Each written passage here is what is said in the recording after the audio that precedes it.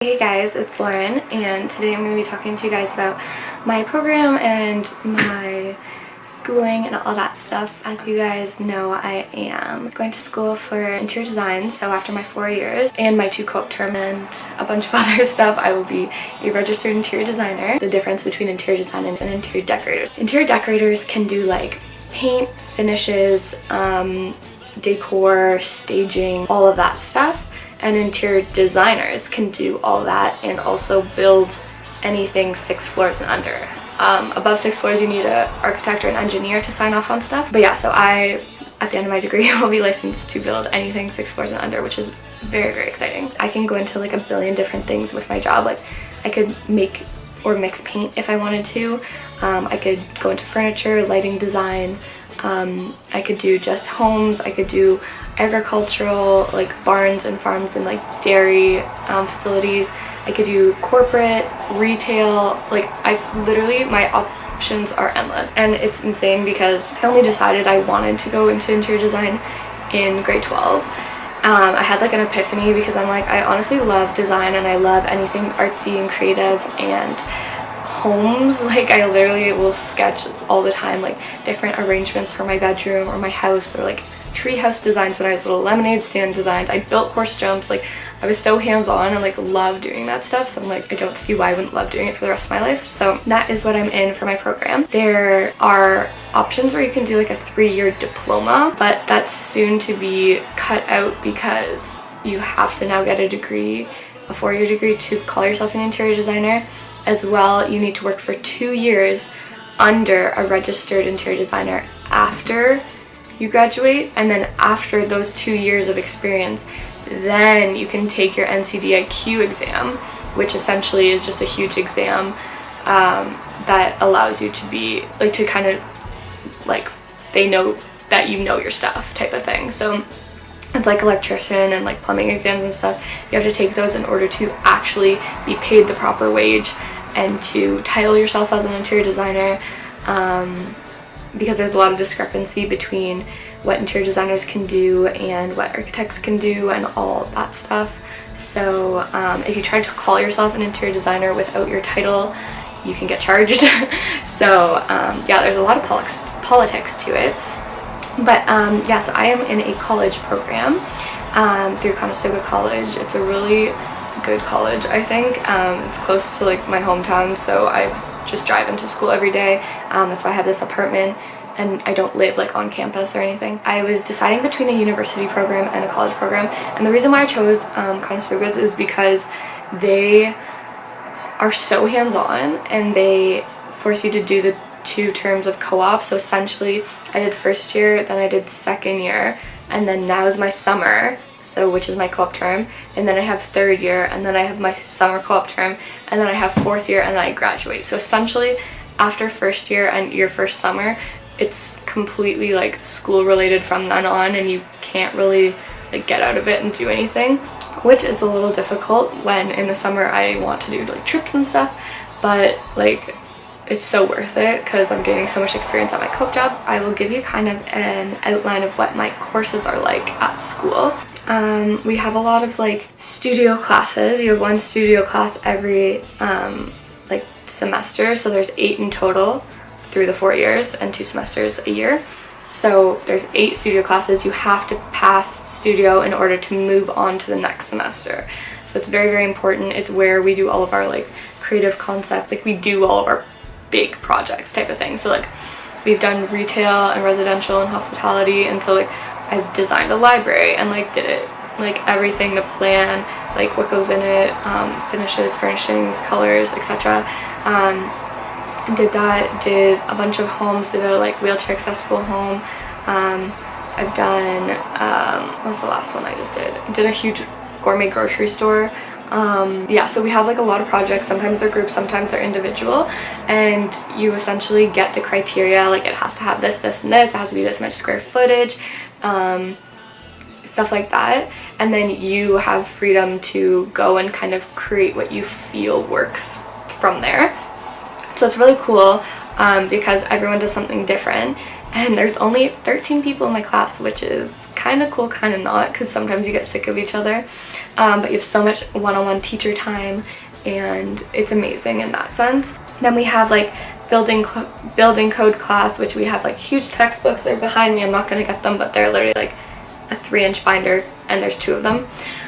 So yeah, there's building code, so you know like everything and what's to code in your area, and like what are the standard dimensions of like a wheelchair ramp, or like how wide doors should be, or like how high door handles should be, and if you live in this area, or if you have this type of like construction, how many like sprinklers do you need, like all that kind of stuff, just to basically stay safe and to make sure your buildings are sustainable and like last and are safe to the people that are in them.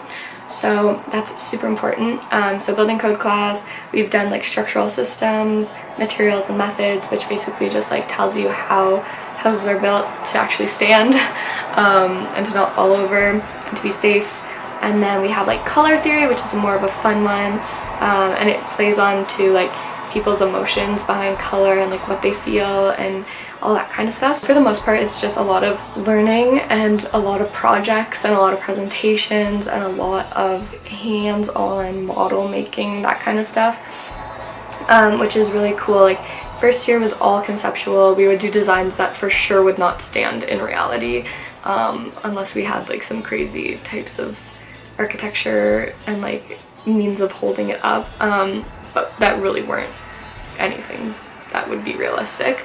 And then second year was way more about like applying code standards to our design, so we know like what will actually work in the real world, which was very cool. Even for our last studio project that I just finished up at the end of April, we did a office for the grocery store. So we did the grocery store first, and then we did their corporate office. And so this lady that is from an architecture firm in town here, she like knew about the project and came in and watched it. So it's really cool because sometimes we have like actual people from the field come in to watch our presentations. Terrifying, but also really good. So for my co-op term, it was really weird because our portfolio class and like our design kind of online design class overlapped almost. Like it's like it went all of second semester, but our portfolio was due right at the end of April, but we should have already had co-ops because we're supposed to start them in April and go to the end of August. So it was a little weird because I had to try to learn all the programs by myself and just like power out a portfolio. Yeah, it was really interesting and I got it done, but I want to show you guys. So first of all, I put it on 11 by 17, so it just says Lauren McKinnon, my personal logo here. And for mine, I just really want to keep it like clean and concise and that kind of stuff. So then on the next inside cover, I have design portfolio in like a gradient of colors going down, and then just like a blank page here. And then I have like a little about me section, and then table of contents and like kind of the things I'm going through.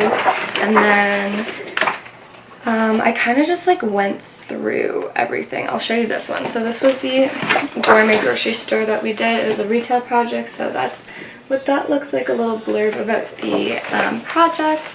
And then went into like the, I can't even tell, floor plan and outside elevations, and then interior elevations and like another perspective. And so it's really pretty much just like outlining your work. It's really important to have a portfolio that's done and looks somewhat professional before you go into meetings and stuff like that. But if you guys want me to do like a detailed how to get a co-op job or internship and like how to prep and do your portfolio and all that video, I will totally do that for you guys.